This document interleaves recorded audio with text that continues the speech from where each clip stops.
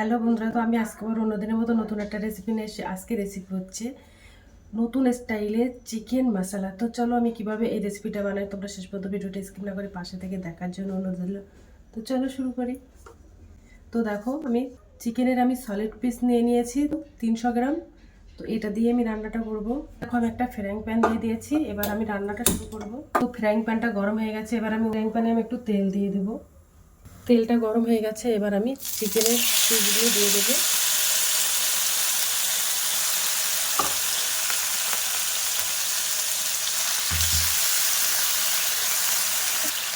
একটু লবণ দিয়ে দেবো, একটু সাহাজিরা দিয়ে দেবো।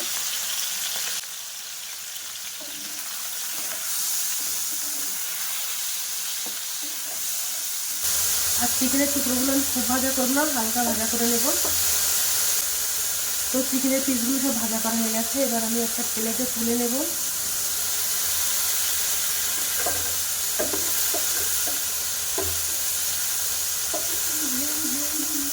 এবার আমি একটা মশলা ভাজা করে নেব, মধ্যে আমি আরেকটু তেল দিয়ে দেব। এবার আমি ওর মধ্যে বড় সাইজের একটা পেঁয়াজ কেটে নিয়েছিলাম, ওই পেঁয়াজটা দিয়ে দিলাম।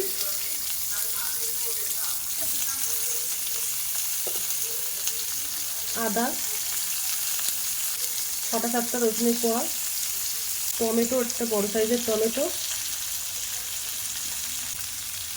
আর 6-7টা কাজু বাদাম, 7টা কাঁচা লঙ্কা। তো এগুলো মশলাগুলো হালকা ভাজা করে নেব।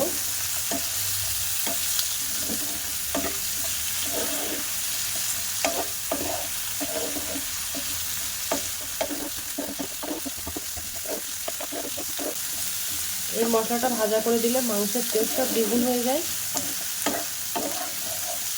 তো মশলাটা ভাজা করা হয়ে গেছে। তো মশলাটা আমি ভাজা করে নিয়েছি, এবার ঠান্ডা করে মিক্সার করে আমি একটা পেস্ট বানিয়ে নেব। তো এবার আমি একটা বাটিতে আমি ঢেলে নেব। দেখো সাদা তেল দিয়ে দিলাম, তেলটা গরম হয়ে গেছে। গোটা গরম মশলা দিয়ে দেব, গোলমরিচ দিয়ে দেব, ওর মধ্যে কুচানো পেঁয়াজ, রসুন কুচানো, আদা কুচানো। মশলাগুলো আমি একটু হালকা ভাজা করে নেব। তো মশলাটা হালকা লাল লাল করে ভাজা করে নিয়েছি, এবার আমি ওর মধ্যে যে পেস্ট বানিয়ে রেখেছিলাম ওই পেস্ট দিয়ে দেবো।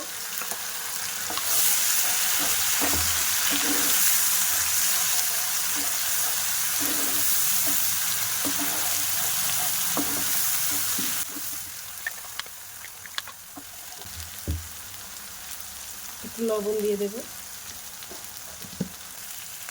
1/2 চামচ কাশ্মীর লাল লঙ্কার গুঁড়ো দিয়ে দিলাম, 1/2 চামচ ধনে গুঁড়ো, একটু হলুদ গুঁড়ো। তো এগুলো দিয়ে মশলাটা বেশ ভালো করে কষিয়ে নেব।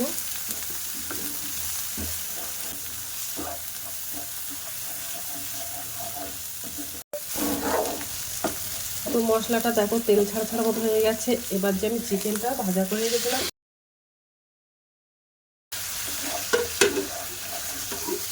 যে মাংসগুলো আমি ভাজা করে রেখেছিলাম ওই মাংসগুলো আমি দিয়ে দিলাম, দিয়ে বেশ কষিয়ে নেব। একটু জল দিয়ে দেব।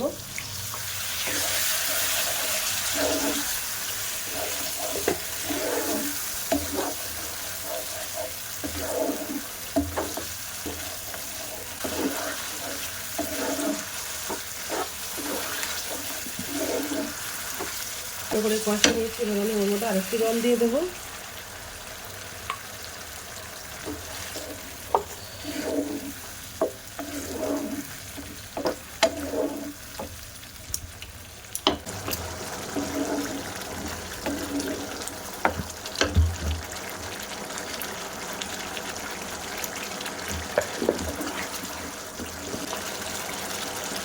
এবার আমি ওর মধ্যে একটু গরম মশলার গুঁড়ো দিয়ে দেবো।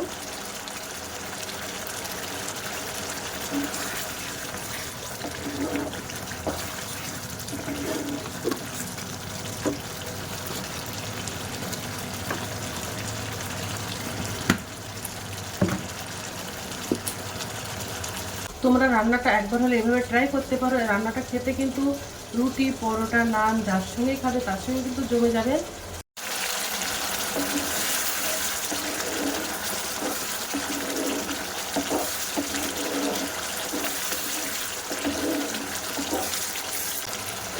তো দেখো রান্নাটা হয়ে গেছে।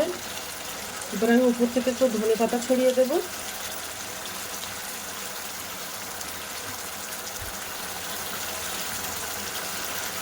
অফ করে দেবো।